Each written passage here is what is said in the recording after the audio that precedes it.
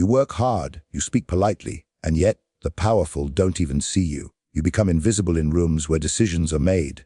Today, we're exposing 13 habits that silently erase your presence, habits that turn you into a shadow among giants. If you want to be recognized, respected, and remembered, you must first understand why they don't see you. There is a strange illusion in the minds of most people that humility is the highest virtue, the golden key that opens every door. They are taught from birth that to lower their head is to rise, that modesty will somehow command admiration. But in the court of power, humility is not seen as virtue, it is seen as weakness. The humble man believes that by being quiet, he will be noticed for his goodness. The powerful man, however, only notices those who disturb the silence. When you are too humble, you disappear into the background, a servant among masters, a shadow without a voice. Power does not reward humility, it rewards presence. Excessive humility is a silent poison that eats away your influence. It convinces you that drawing attention to your strength is arrogance. It whispers that confidence is pride, and that pride is sin. So you hide your capabilities under layers of politeness, hoping someone will notice the good within you. But no one does. In the world of influence, what is not seen does not exist.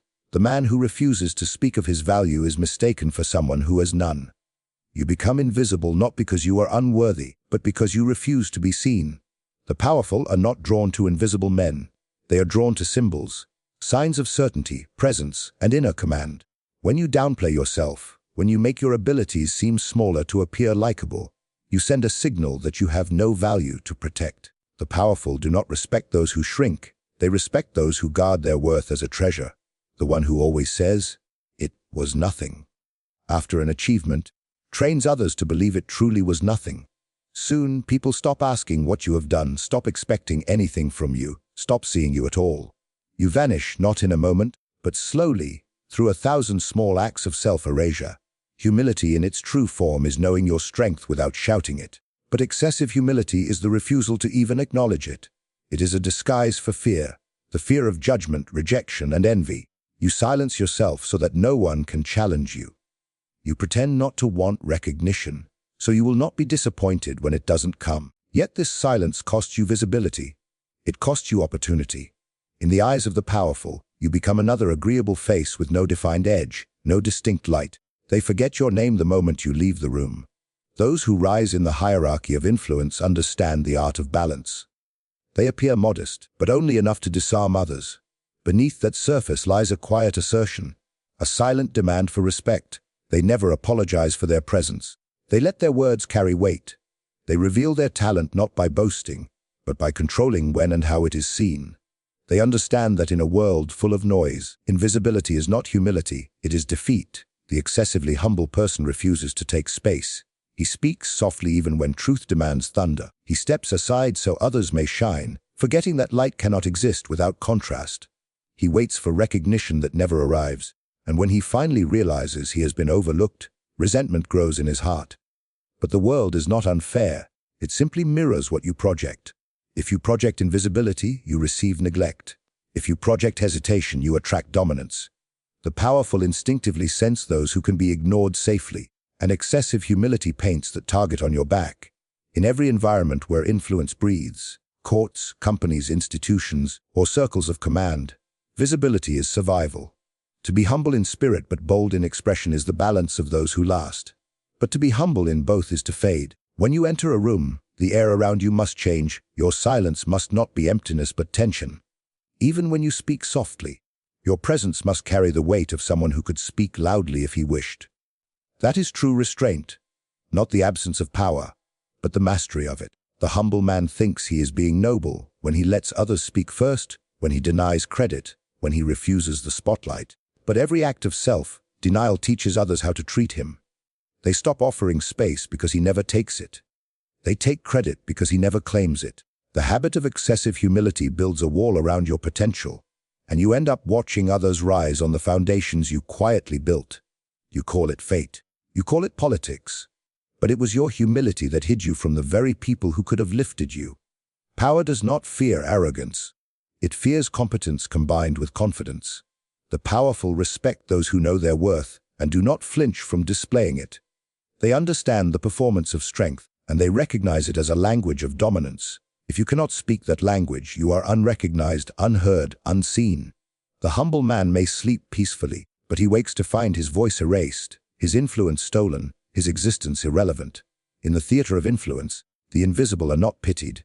They are forgotten. The hunger for approval is the silent destroyer of power. It begins with an innocent desire to be liked, to be accepted, to be recognized as good. But soon it becomes an addiction, one that shapes your words, your choices, even your identity. The need for validation makes you predictable, and predictability is death in the eyes of power.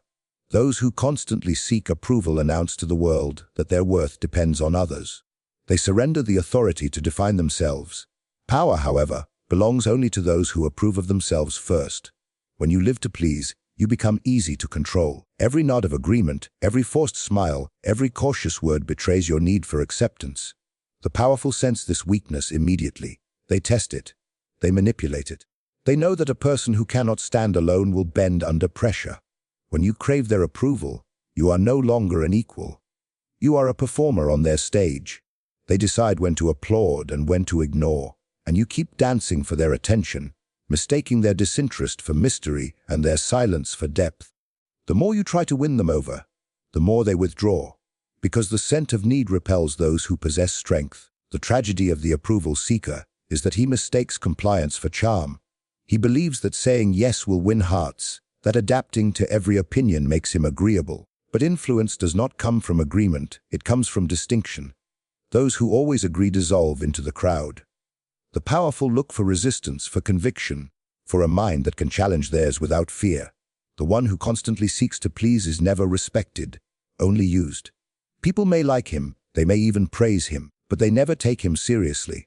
His approval-seeking nature turns him into an accessory, not an ally.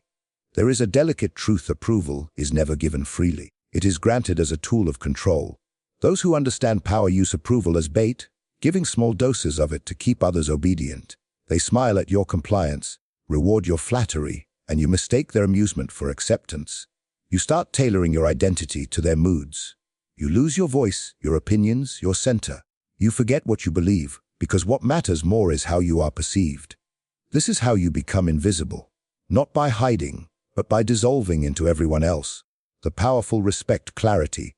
They are drawn to those who do not beg for acknowledgement, but command it through their presence. When you stop seeking approval, your silence becomes heavier, your words sharper, your image stronger. People feel a different kind of tension around you. Not the need to be liked, but the certainty that you do not need them. And paradoxically, it is this indifference that draws attention. When you stop asking to be seen, you start being noticed. When you stop asking to be liked, you start being respected. The approval seeker often hides behind the mask of kindness. He tells himself that he is being polite, understanding, adaptable. But kindness without boundaries is not virtue, it is surrender. Each time you soften your tone to avoid discomfort, each time you hold back an opinion to avoid conflict, you chip away at your power. You become agreeable, yes, but forgettable. The powerful are not moved by those who agree, they are intrigued by those who dare. They see endless approval seekers every day, smiling faces, polite voices, empty souls, and they look through them as if they do not exist. Seeking approval also drains your energy in invisible ways. You become hyper-aware of every reaction, constantly scanning faces for signs of acceptance. You begin to perform rather than act, to calculate rather than speak. This self-surveillance kills authenticity. You start censoring your words, diluting your opinions, and abandoning your instincts. The longer you live in this performance, the more your true self fades. One day you realize you no longer know what you actually believe, only what you are expected to believe. And once that happens, the powerful lose all interest in you, because influence is born from individuality, not imitation. Every person who has ever held power, whether through charm, intellect, or control, has mastered the art of emotional detachment. They do not ask for approval, they create it. Their confidence makes others crave their validation instead. They know that the one who seeks approval is already subordinate, because he admits that others' opinions define his reality. Approval is a mirror, and when you stare into it too long, you begin to disappear inside it. The reflection becomes your master. You live for its smile, you die from its silence. The need for approval is rooted in fear. The fear of rejection, of exclusion, of isolation. But fear cannot coexist with power. When you act from fear, you become reactive. You let others dictate your emotions. You feel strong only when they nod and worthless when they don't. This dependency turns you into an emotional slave. The powerful sense this instantly, and once they do, they use you to their advantage. You become the one who says yes when they need it, who flatters them when others hesitate, who defends them even when they are wrong. You think loyalty will bring protection, but to them, your loyalty is only a convenience. When your value depends on approval, you will always chase it and never catch it. You will move from one powerful figure to another, hoping someone finally sees you. But what you seek is not recognition. It is permission to exist. And those who hold power will never give you that permission, because it keeps you beneath them. The only way to rise is to stop needing it, to walk into every room as if you already belong there, to speak as if your words do not require applause to have meaning, to act as if your worth is not negotiable. There exists a quiet kind of weakness disguised as peacekeeping. It is the instinct to avoid conflict, to stay silent when the air grows heavy, to surrender one's stance in the name of harmony. It feels noble, even wise, to stay away from confrontation, to maintain calm where others stir chaos.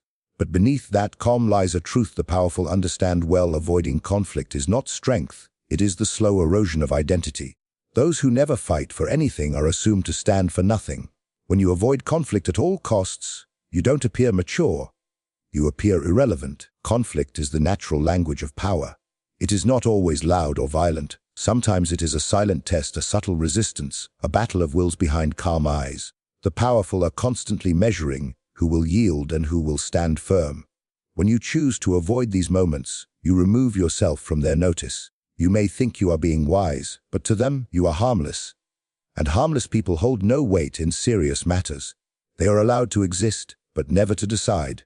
Their opinions are politely ignored, their presence tolerated, their names forgotten once the conversation ends. The one who avoids conflict becomes predictable. Everyone knows he will yield. Everyone knows he will say yes eventually. They stop listening when he speaks because they already know his conclusion. He becomes a placeholder in discussions, a body in a chair, a voice that adds nothing but agreement. In every circle of power, there is always someone like this. Calm, agreeable, invisible. He confuses peace for respect and silence for wisdom. But respect is never given to those who always retreat. It is reserved for those who are capable of resistance yet know when to use it. Avoiding conflict also kills authenticity. You begin to silence your own thoughts before others ever hear them. You smile through discomfort, laugh through insult, and convince yourself it's better to be peaceful than honest. But every unspoken truth leaves a scar inside you. You begin to resent those you appease, and yet you still continue to appease them. This inner conflict slowly eats away at your confidence. You start believing your silence is a form of control, but in truth, it's a confession of fear. The more you avoid external conflict, the more internal conflict grows. You live in quiet tension, never daring to break the illusion of calm you've built. The powerful respect friction.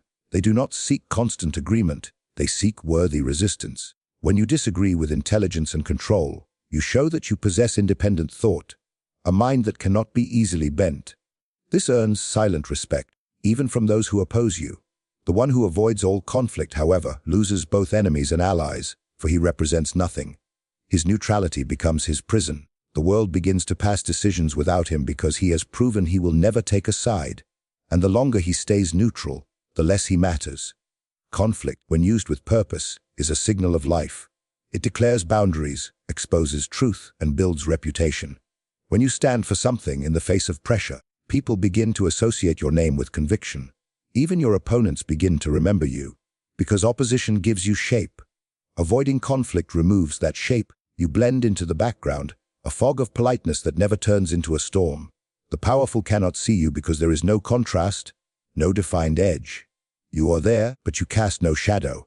It is also important to understand that conflict avoidance is often rooted in fear. The fear of rejection, punishment, or loss. You convince yourself that silence protects you, but it only ensures your exclusion. In a hierarchy, fear is always exploited. The moment others sense that you will bend to avoid discomfort, they use it. They raise their voice slightly and you fall quiet. They express disappointment, and you rush to fix it. You train them to dominate you with ease. You think you are preserving peace, but you are only preserving your own submission. The powerful often test others through subtle confrontation. They interrupt, they challenge, they provoke. not to humiliate, but to see who will withstand the pressure. It is their way of sorting the weak from the strong. Those who avoid eye contact, who nod too quickly, who apologize for speaking, fail the test instantly. They are marked as useful but never dangerous. And in the game of influence, if you are not dangerous, you are disposable. Conflict is the fire that proves your steel. Without it, you remain soft metal, easily bent, quickly forgotten. The tragedy of those who avoid conflict is that they often do so with good intentions. They want peace, not chaos. They want cooperation, not division. But peace without respect is slavery, and cooperation without strength is exploitation. When you give up your stance just to keep the room comfortable, you pay for harmony with your dignity. The powerful sense this exchange immediately. They see you as the one who will compromise under pressure, the one who will say yes when no one else will. They keep you around, but never close. You are too safe to be trusted with danger, too agreeable to be entrusted with authority. Avoiding conflict also limits your growth. Every clash, whether verbal, strategic, or emotional, sharpens your understanding of others and of yourself. It teaches you how to defend your ideas, how to read the intentions behind words, how to navigate pressure without panic. When you flee from these moments, you deny yourself the chance to evolve. You remain calm, yes, but untested. And untested calmness is not strength, it is fragility waiting to be exposed. The powerful, forged through conflict, recognize this instantly. They can see the difference between true composure and silent fear. There is a subtle but fatal mistake many people make in the pursuit of recognition. They believe that showing how hard they work will make them respected. They speak endlessly of their long hours, their sacrifices, their exhaustion, their struggle. They wear their effort as a badge, thinking it will earn admiration. But in the realm of power, effort is not impressive, results are. The powerful are not moved by how much sweat falls on the ground. They are moved by what is built upon it. When you overexpose your effort and hide your value, you create the image of a laborer, not a leader. You become someone who works for approval, rather than someone who commands it. The problem begins with misunderstanding how influence perceives worth. The powerful measure others not by their effort, but by the aura of competence they project. They do not count the hours you spend at your task. They observe how unshakably you stand after it's done. Those who constantly highlight their hard work expose their desperation for validation. They reveal the need to prove themselves, and that need diminishes their perceived value. Power is drawn to those who seem naturally capable, those who make difficult things appear effortless. The moment you try to convince others of your struggle, you lose the mystique that surrounds quiet excellence. Overexposing your effort is often a symptom of insecurity. You want to be seen, to be acknowledged for the invisible battles you fight, and so you begin narrating your labor to anyone who will listen. You tell stories of how much you've done, how much you've sacrificed, how tirelessly you've worked. But while you speak of your effort, others are speaking of their impact. They let results do the talking, while you are still explaining the process. The powerful tune out those explanations. They do not care for struggle stories. To them, every great achievement already assumes struggle. What fascinates them is how gracefully you endured it, not how loudly you describe it. Effort is supposed to be invisible. The more you show it, the less it impresses. Imagine two artists painting the same masterpiece. One constantly sighs, wipes sweat, complains of fatigue, and tells everyone how difficult it is. The other paints silently, each stroke deliberate, every move calm. Both may finish their work, but only one will command respect. The calm one projects mastery. The illusion that the task was beneath his level of skill. The exhausted one projects survival. The impression that he barely managed. This illusion, even when false, shapes perception. Power always aligns with mastery, not desperation. The world secretly worships ease. People are drawn to those who seem untouched by struggle, even when they know it must exist. That is why the powerful conceal their effort. They allow others to imagine that their success flows naturally from some internal command. This illusion is their weapon. It creates distance, mystique, and reverence. When you overexpose your effort, you destroy this illusion. You make yourself too human, too reachable, too common. The moment others see how hard you must work to achieve something, they stop believing you possess natural superiority.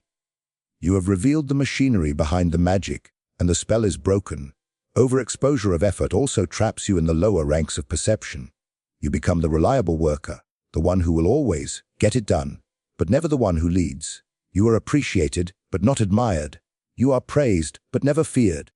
The powerful use you as fuel for their own ambitions, because they know you will always labor to prove your worth.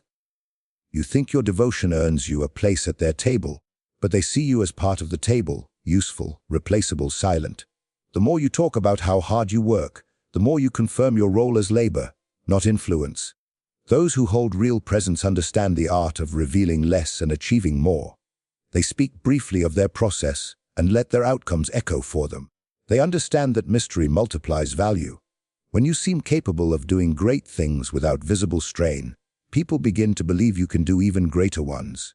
But when you constantly display exhaustion and effort, they assume you are already operating at your limit. You become someone who is giving everything just to keep up. Power is never drawn to exhaustion, it is drawn to surplus. The sense that you have more strength than you show. There is also a psychological cost to overexposing your effort. You begin to define your identity through struggle. You feel valuable only when you are tired, only when others acknowledge your effort. This traps you in a cycle of endless labor and minimal recognition. You become addicted to proving yourself instead of improving yourself. You work harder and harder, speak louder about it, and still wonder why no one truly respects you.